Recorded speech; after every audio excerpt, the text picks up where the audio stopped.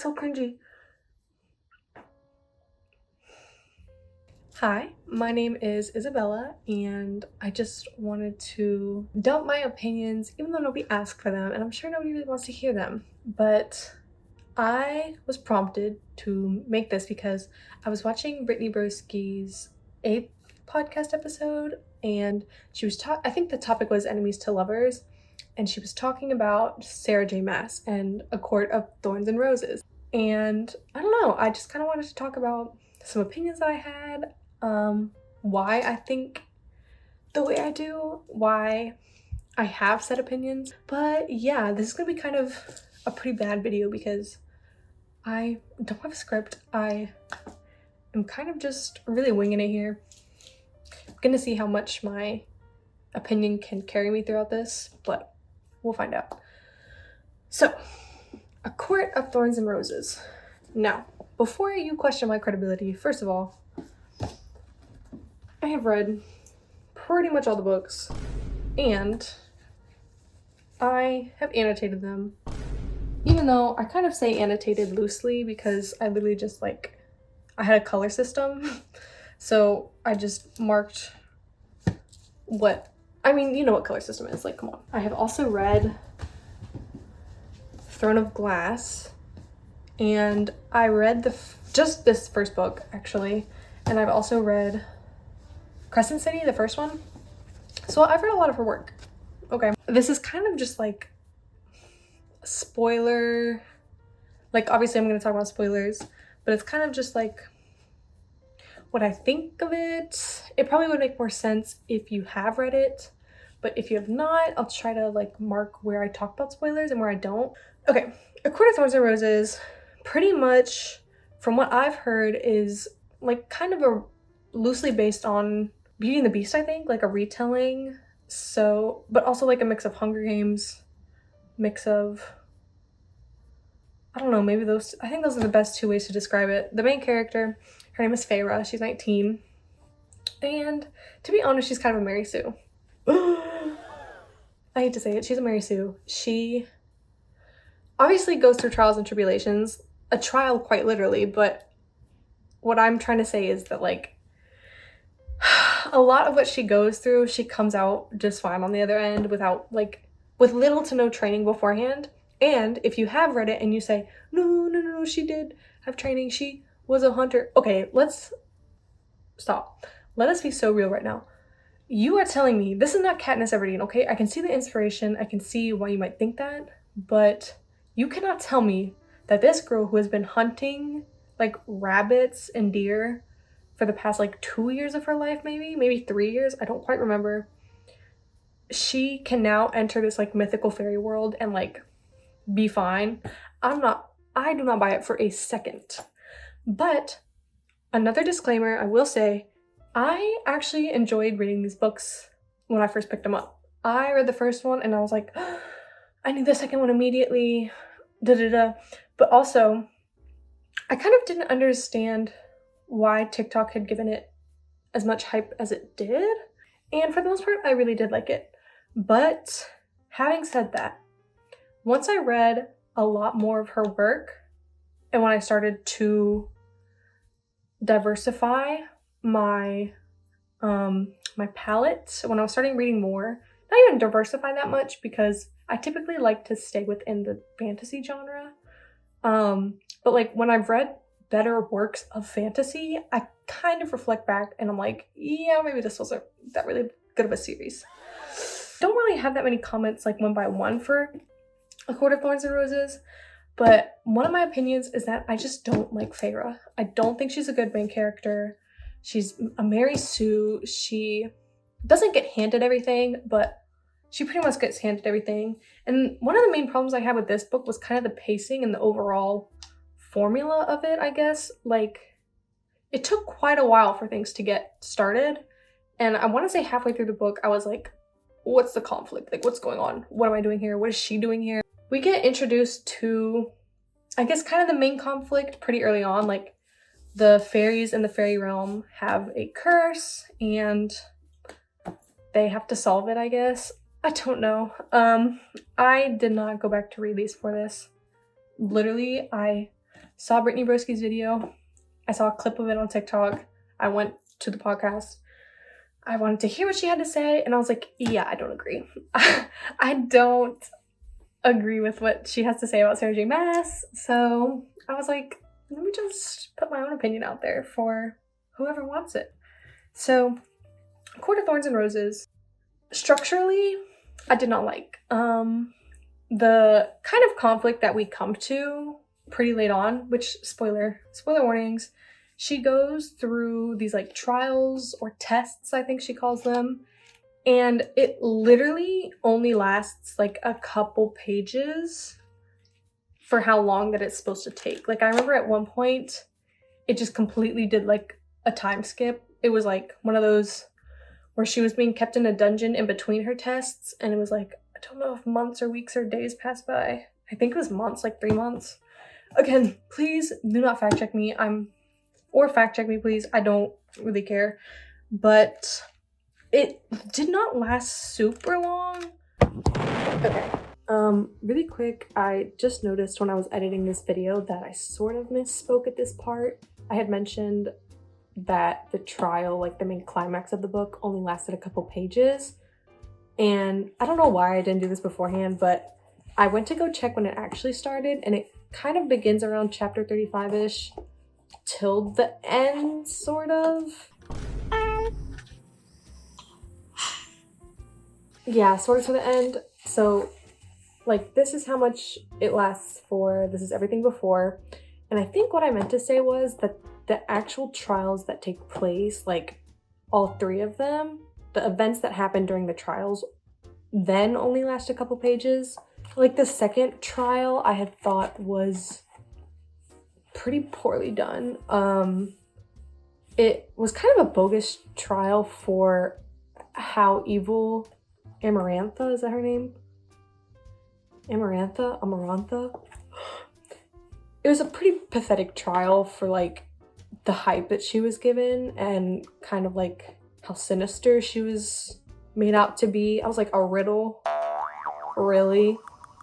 And I was I was trying to do my research on when the trials actually took place, and there was like this comment that someone had made where it was like a quote from Rysand, and he was like, I drug you, but, and like just out of context it's kind of like, but what? When in reality he's like, I drug you, but you don't wonder why I don't like take advantage of you. And it's like, this, I'm supposed to be rooting for this guy. This is the second main love interest. Like, you'll see later what I mean, but like, okay. I'm just gonna leave it there because I'm gonna talk about it later, but I just wanted to clarify, I did get my facts wrong. That's it. And it gets resolved pretty quickly. I mean, like, what can I say? She comes out fine on the other side of it. The plot just didn't do it for me, I guess. It did it for me at the time when I first read it, but now that I've read more and now that I kind of see through Sarah J. Maas, I'm like, yeah, this was pretty basic. You're kind of given like this jaw-dropping shock value sort of event at the end, and it's like, at first I was like, oh, but now I'm like, okay, yeah, like that was bound to happen because, hello, heaven forbid actions have consequences. The end, it was just like, I was very excited to read the second book because she does go through a lot towards the end of the book. I'm not trying to dismiss her trauma or anything that happened to her, but at the same time, I was like, nothing really happened to you until pretty late, which sounds mean, but oops, that's my opinion. And yeah, I think the second book, it was set up. It was definitely set up. I was like, how is she gonna change after this? How does this change her as a person? How do her and Tamlin get through this? I had marked a couple spots that I just thought were cute or that made me LOL. There were some parts where I was like, ooh, spicy. That was another thing. I don't think there's a whole lot of spice in this one, unfortunately.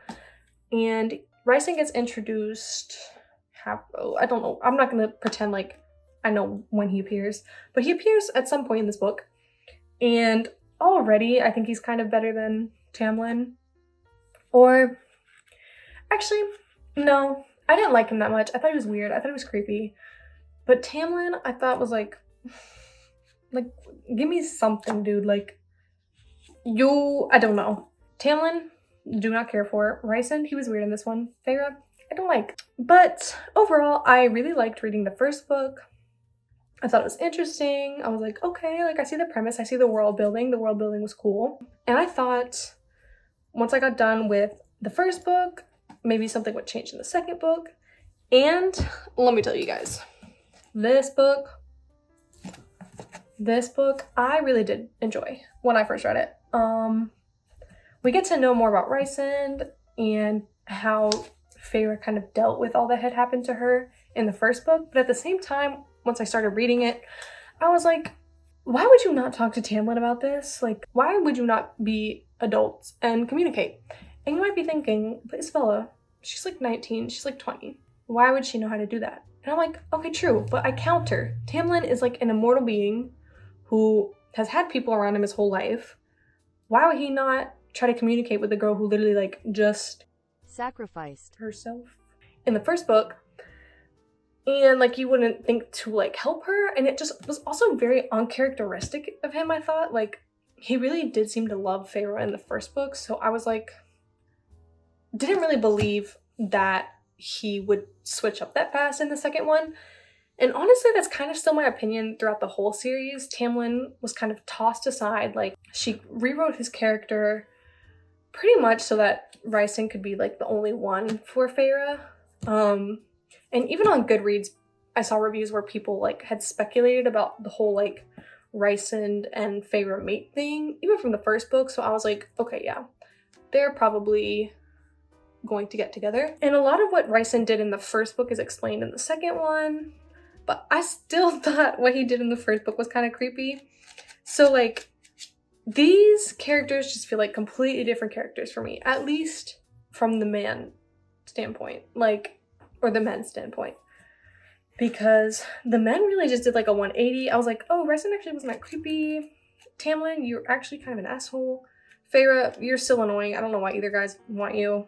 I'm sorry guys, I don't hate women characters. I think having a female lead is so interesting because there are so many complexities about being a woman, which I know Brittany Broski mentioned. She was talking about like, to be a woman is to be very complex, and she thinks that Sarah J. Maas does a good job of capturing that dichotomy of femininity and like girl boss.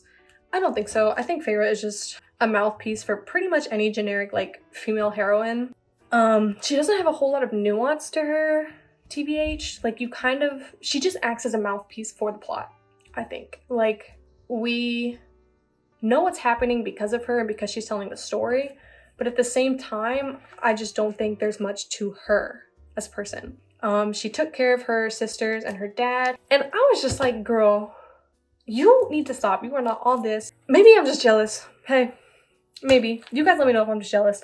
But I just don't think that she was a good character, and wait until I get to A Court of Silver Flames because I can kind of explain better once I get there. But to me, she's just kind of like monosyllabic, and she's just like quirky and quippy and girl boss, and she can do anything, especially now that she's immortal, but she can't read, even though she's learning, which is fine if you can't read. I mean, make it actually have consequences though, because in the first book, her not being able to read actually really didn't matter because, hello, she still got through it just fine. I think it would have been cool if in the first book, she maybe didn't pass the second test, and I don't know, maybe like she wasn't killed immediately, but there was some period in between like when she was set to die and like when she had failed the test, and maybe in between she could like join forces with somebody, make an alliance with Rysand or something. I don't know, just something to switch it up because it just felt eh. And especially in Throne of Glass, I see this a lot, or I see a lot of similarities between the two. But I'm gonna keep on A Court of Thorns and Roses for now. So, Mist and Fury, I actually really like this book. Let me see what happens at the end. I literally have a video of me like on Snapchat, like when I was reading this, I was like, oh yeah, look. What? That's like my only annotation. I really like the end of this book. Again, a little bit of plot armor because I think before this, there are 2 characters that are in Ryson's like night court, Az and what's his other name? Cashin? Azriel and Cashin. And they're kind of like these winged creatures like Ryson is. And one of the points about these characters is that they have these very fragile wings. Not fragile in the sense that like they flap them once and they're like broken, but if the tissue or if like anything about them is messed up, like they are messed up forever. Not for these characters. Of course not, because they're the main characters and they have nothing but plot armor. So when they should have been able to fly, or I think at the end he got shot in the... Az got shot in the wing. Spoiler. Oops. Yeah, that has no ramifications whatsoever. It happens to happen for shock value. I would have loved to see like a little more like high stakes scenarios because, oh, maybe what happens, what would his life look like if he actually damaged his wings like permanently? Hey, what would happen? Nothing would happen is my answer. But I really enjoyed the end of this book. I want to say the in-between was I still didn't really like Ryson. I thought he was a lot more charming than Tamlin, but I also feel like he got more opportunities than Tamlin did. Because in the first book, we're sort of introduced to the world and we're introduced to the plot and like the scenarios and what's going on. I don't know, Tamlin just was like there to be there. He was there to be the love interest, and I didn't mark anything super insane until 158, maybe, when she made a joke, which I thought was cute, like, oh, she's funny, okay. But yeah, Tamlin was just there to be there, and then he was kind of like tossed aside in this book because how could you like Tamlin when you have Rysand? Like, she knew what she was doing. There was only ever one option. It was only ever going to be Rysand. So why invent Tamlin? Methinks it's because she didn't know where this series was going. Otherwise, a lot of the characteristics that Tamlin displays throughout the series would have been shown a little earlier and not like as an afterthought, because now that we have Rysand, why would we need Tamlin? And because we have Tamlin, we need to tie loose ends. And what would happen with him if he was still a very charming guy that we're introduced to in the first book? Well, that wouldn't really work. So in later books, she writes him to be an asshole. Yay! I didn't like that. I thought it was weird, but maybe it's like one of those, oh, he just changed after she dumped him and now he hates women. Now he's a misogynist. Yeah, he was kind of gross. Which, hey, it would have to happen if we wanted Rysand and Feyre to be together. I would have loved to see what would have happened if Rysand and Tamlin were actually both viable options for her, rather than like Tamlin being the first one, Rysand being the other guy. And then now that Tamlin's an asshole, she can very well go on to Rysand. Well, what would happen if they were both pretty equal and on par in terms of like relationship material? I don't know. We'll never know because he's an asshole, and who would like Tamlin now? I also kind of felt bad for the guy, which says a lot considering he is literally a misogynist and he's sexist and he's a hater. First of all, he's a hater. But I still kind of feel bad because he's only this way because of Sarah J. Maas. Like, duh, because she wrote him. But also, like, he didn't have to be this way. Like, you would not know that that's the kind of guy he would turn out to be in the first book, or from the first book, or the second book, really. But because plot, and because Feyre, and because Rysand, he has to be. Which, I don't know, felt like a cop-out. It's kind of, to sum it up, it was a cop-out. I think the third book was pretty good. Annotated it quite a bit. I don't remember what happens. Guys, I'm so sorry. I literally don't remember what happens. Oh, before, I also want to mention that we do get to know a little bit more about Feyre's sisters, Nesta and Elaine, and honestly, justice for them. Now, I know Nesta gets her own book later, which I will talk about, but justice for them, I'm like, how are they the most interesting characters you've written so far in this series, and they have no book time whatsoever? Make that make sense. Because I feel like they, if anything, have gone through more than Feyre has, and I say that kind of lightly because in the first book we know Feyre goes through that whole trial and whatever, and she's whatever, we know what she goes through, but like what happens behind the scenes with Nesta and Elaine, they went through the same thing that Feyre did with her dad. in the beginning, like kind of that's mentioned as a what's it called, flashback maybe. It happened before any of the events occurred. So they all went through that. Like, I would love to see more of how they coped with what happened during the whole Feyre thing. I think that's much more interesting now that we know Feyre was kind of the provider for the family at the time. I don't know. To me, that makes a more complex story than this like basic generic main character heroine story. But I don't know. I kind of say that having read a few more of these kind of books and getting a bit tired of the main character tropes that are displayed in these kind of books. So I think that's just me kind of being like, hey, maybe spruce it up a bit, maybe do something different, but whatever. Anyway, back to what I was talking about. I think the war happens in this. I don't know. It was fine. I don't remember much, to be honest. I think we get to know certain characters. I really liked Morgiana more. She turns out to be gay. Shocker. Oh my god. Yeah, apparently Sarah J. Maas can write diverse casts now, only having one queer character. Oh yeah, that's another thing. Like, just the blatant lack of diversity in these books. It shows. It shows. And to get into the third book and have it revealed that one of your side characters is lesbian. Okay. And like another side character being like a person of color, I'm like, okay. Is the fairyland just like strictly full of white people? White straight people? Come on. I would have loved if Ryson was like bisexual or something. I don't know. I need more. Like, why would you not include more? And it doesn't really change for much of Sarah J. Maas's literature, unfortunately. Now, this book was okay. It was fluff. I got it because it's fluff. I have this thing where if a book plot is not very plot driven, I need the characters to stand alone. I need the characters to each have their own sort of nuances and each be different. Because if not, what is the point of the book? Especially if there's a plot. Like, if your characters are gonna be bland and boring around each other, I like what? But at the same time, if something is very plot driven and the characters kind of fall flat, I'm like, I can let it slide, even though deep down I'm more of a character driven story. Because like, what do you have without the characters? Like, genuinely. So this was just a fluff. I thought a lot of the interactions were cute. We get to see a bit more about them. Still not a whole lot. And I was really pining for Nesta in this one. I was like, oh, Nesta, they don't get you like I get you.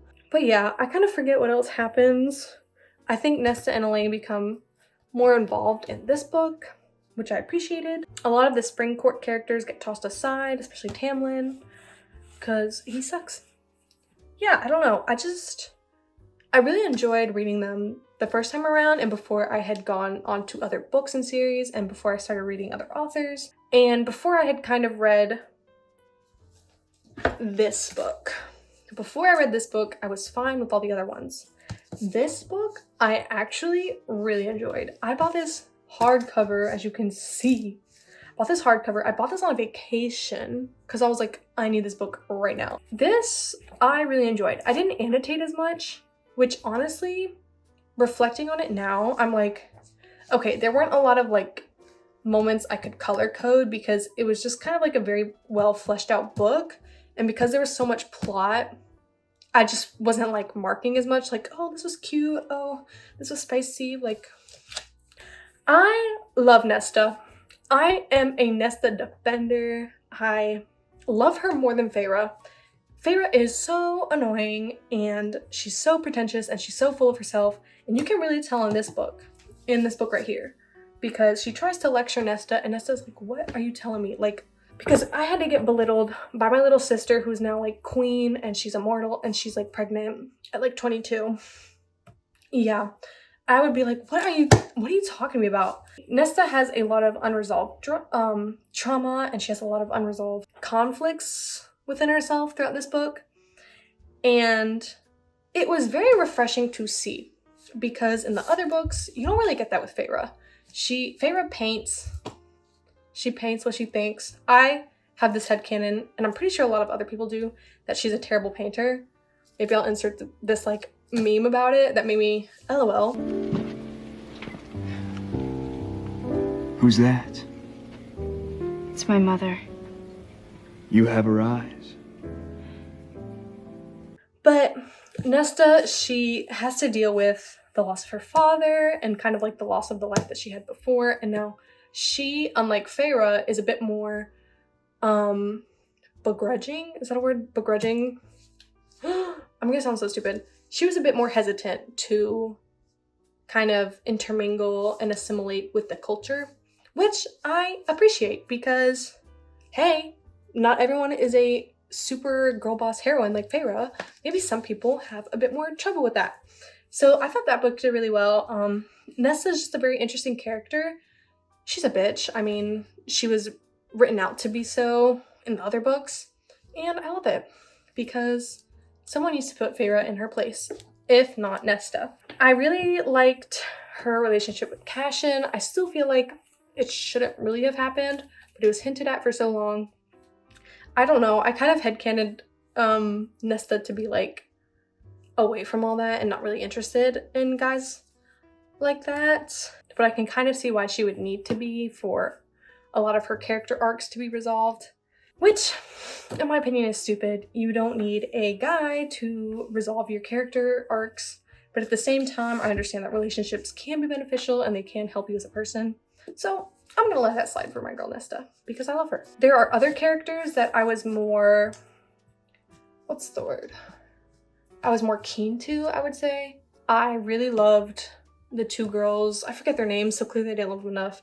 But the two girls that Nesta hangs out with, I thought they were all really cool. And I also appreciate that Nesta is not a Mary Sue because you actually see her training and you see her getting accustomed to a lot of this stuff and you see her like actually putting in the work. So it was really nice to see at the beginning when she first encounters these like 10,000 stairs or something like that. She first encounters these stairs because she can't leave this house, and the only way, if you don't fly, are these stairs, I'm pretty sure. So it was really cool seeing her progress throughout and then her finally being able to go down the stairs and then being like, nice, and then proceeding to go back up them. Because me personally, if I walk down 10,000 stairs, I'm not coming back up. You can leave me at the bottom. But it was cool to see that like she was actually putting in the work to get to where she is. And it was just really refreshing. And I was like, Sarah J. Maas, you've been holding out on me. You can write complex and nuanced women, and you just have chosen not to for the other ones. I don't like what they do with Feyre's character arc in this, though. She becomes a mother, but plot twist, because they conceived when Rysand and her had wings, she now can physically not be able to birth said child if it had wings. It would kill her. Obviously it doesn't. That's the one thing. There's a lot of plot armor in all these books. So obviously when it comes down to it, the literal mother of all of the world comes in to step in and save them. And I'm like, oh, corny. But whatever. I wish Feyre had died in childbirth. But I don't know. It was also kind of weird to me when I was like, I think I had it in my Goodreads review, which you should follow, by the way. I love posting my opinions on there. But I had written something like, I can't believe Feyre is like 22 and she just turned immortal like 3 years prior. And you're telling me she hasn't done any exploring and she just wanted to get right into motherhood. To me, that seemed very uncharacteristic of her and very like not what we have seen throughout these books. Maybe I'm wrong. Maybe this was exactly what was written in the cards for her. I don't know. Me personally, if I became immortal and I had somebody like Rysand, we would be traveling. Hello. We would be doing anything that we could. I would be taking my time because he is like thousands of years old or something, hundreds maybe. I'll have to check. He is much older than her and she is like a 22-year-old. That was kind of weird to me. I'm like, wouldn't you want to wait for her a little bit? Kind of icked me out. But I didn't really like that pregnancy plot point. Everything else though I thought was really good. There's a lot of plot armor, obviously, but I let it slide. This book was worth all of the others, in my opinion. So I kind of want to talk a little bit about Throne of Glass because Brittany Broski was raving about it. And I took forever to read this book. I hated it. hated it. Throne of ass. That's literally what this is. Because the main character, also a Mary Sue, she is not very nuanced. She is stupid, like actually stupid. And hello, there are two main love interests again. And the main plot point and the main conflict was just stupid too. Like, I'm sorry. And it's so frustrating because the plot and the premise had potential. She's an assassin. She was sent away to do slave work, basically.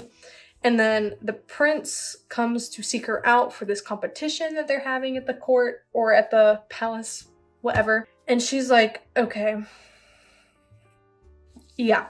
And you would think that after being like a slave pretty much for the past couple of years, I think it was, you would have a little more like something up here, right? Like maybe like Nesta, you have a little more trauma that you have to deal with, and what you've experienced is not like anything else you've experienced before, and maybe you have to work through that. But no, she really doesn't. She just takes a bath and like she's okay. I don't mind the like protege young assassin trope. I think it can be done really well, and maybe it's because I'm bitter because I'm not really in that age demographic anymore where I'm like, oh, there's a 16-year-old like assassin and I'm like 16, so that's cool.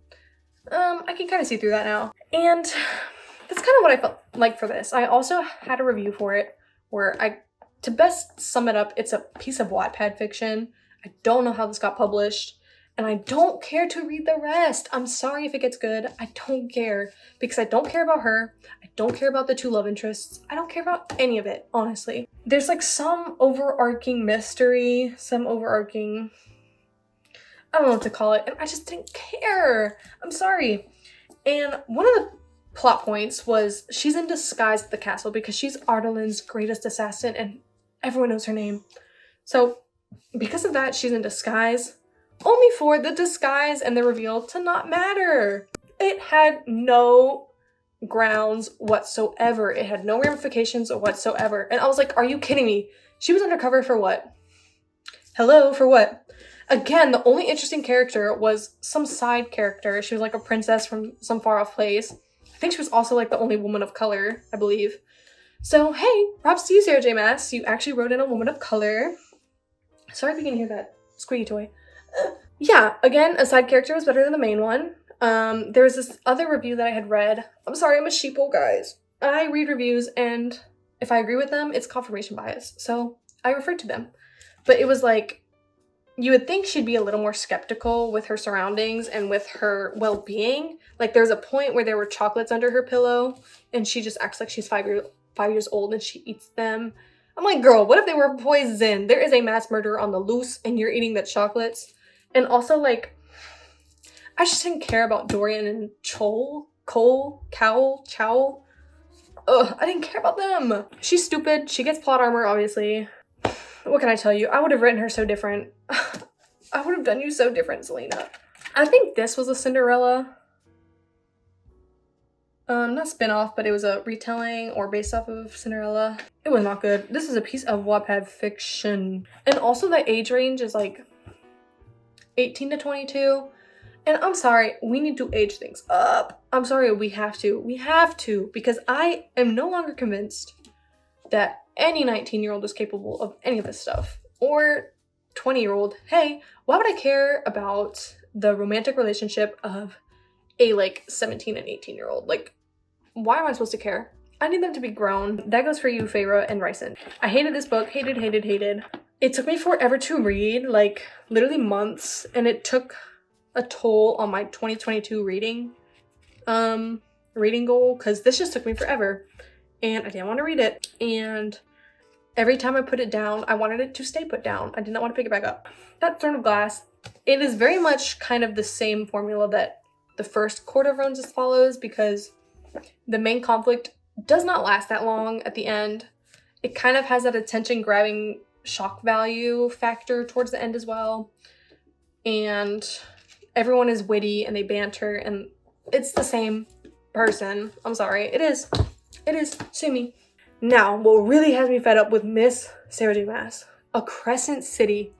Oh, I did not know that this book could be surpassed for books that I hate and for books that I think are terrible.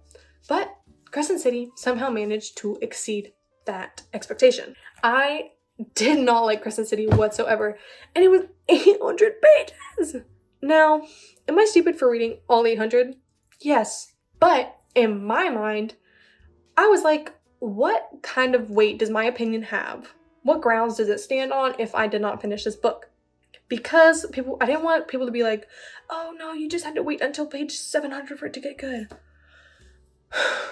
So I read it all. Took me a couple weeks. And I hated it. I'm sorry. Bryce was stupid. Hunt was stupid. The world, I thought, had a lot of potential. Let's say that. Because it's kind of like a mix of human and fairy as well. I hear that it had a bit more diversity in her book. Bryce is not super diverse. I think she's just like tan. Like, she has golden skin. Hunt, I think, is just another white man. He's basically another Rysand. And I had written a lot more on my Goodreads review. It was painstakingly slow. Nothing happens after the first 100 between the last 100. Everything in between that, nothing happens. Like, there was one point that is burned into my mind. They are looking at a crime scene together, Bryce and Hunt. And there are like bloody dismembered bodies on their computer screen. And she's like sitting with her like knee to her chest, so like on the couch. And he like looks at her toes and he's like, God, I wish I could suck them. It was like, I just want to run my tongue up her leg and start from her toes. I'm like, oh, what? Where did this come from? I'm like, where did this come from? It was so weird. And I feel like it had so much potential because it does the like dual point of view swap here and there. And I love me a good point of view swap because you get to know more about the characters that you previously don't know, and maybe the events that one person had thought about, the other thought differently or saw differently. No, because there's like a plot twist that happens pretty late in the book. And I was sitting there thinking like, oh my God, how am I expected to believe this plot twist when I have been sitting here reading this point of view and nothing has alluded to this whatsoever, which kind of felt like a kick to the balls because I'm like, why would you switch the point of views just for it to not even matter? I'm getting into spoilers, but if it had done kind of like what Invincible, the show, did, where it's like, you know that Omni-Man is like a bad guy, how do you process this information throughout? How do you deal with that information? I thought maybe if it did something like that, where we knew Hunt was kind of like playing both sides, even though revealed he was like a double spy. Stupid. But maybe something like that, where it's like, how does he deal with knowing about that? How do we deal with knowing something like that? No, it doesn't really matter. A lot of Bryce's character has to do with the death of her friend, which obviously like it would, but it happened like in the first 150 pages or 50 pages. Ugh, I don't know. That I just don't care. I'm sorry, I just didn't care. I'm like, your friend was not all that. And like the emotional payoff at the end where it's like, or the emotional climax at the end where it's like her friend speaking to her. I'm like, I don't know you. I don't know you enough to care. I don't know, well, I know Bryce, but I don't care enough about Bryce to care about what is happening to her. And I knew she would come out on the other end just fine because she is the main character. She's the heroine. She obviously has so much plot armor and she's like she's like a princess pretty much. Her and Hunt were stupid. I hated them. I hated the plot. I hated everything. Actually, I hated everything. And I could not have been more glad to have finished a book. Unfortunately. And what hurts the most is that I'm pretty sure it came out after A Court of Silver Flames. Do not quote me on that. Let me actually find out. Is this still recording, first of all? Okay, yeah. Okay, guys. It's time to fact check.